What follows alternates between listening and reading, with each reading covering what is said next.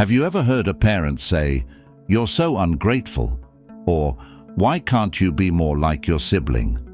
It might sound like regular parenting, but what if I told you that these words could leave invisible scars that last a lifetime? Today, we're going to unpack 8 toxic things parents say to their children.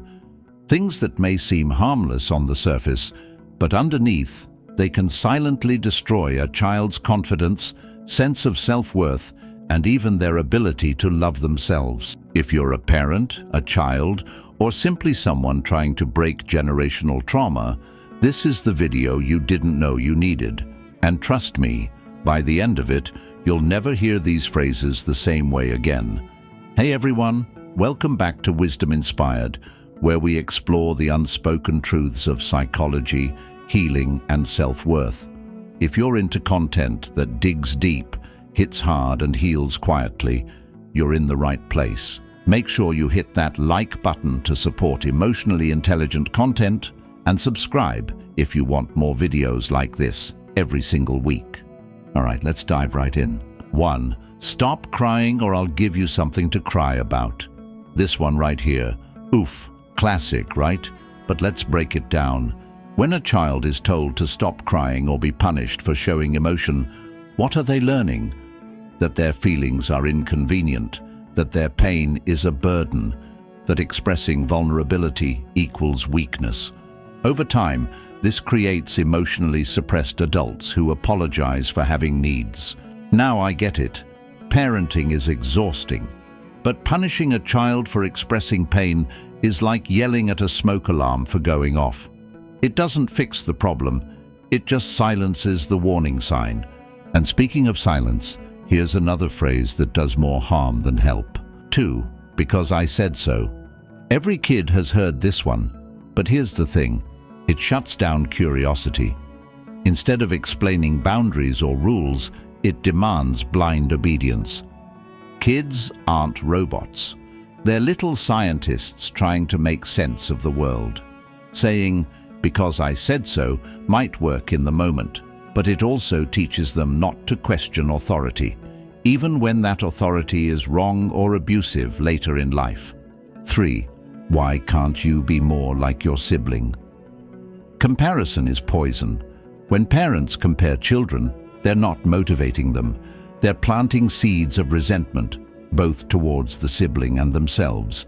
This turns love into a competition.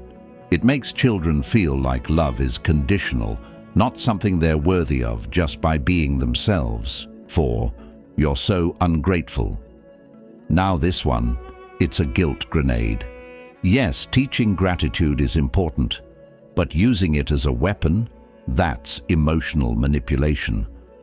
When kids are called ungrateful for expressing frustration or disappointment, they learn to suppress their truth to protect someone else's ego.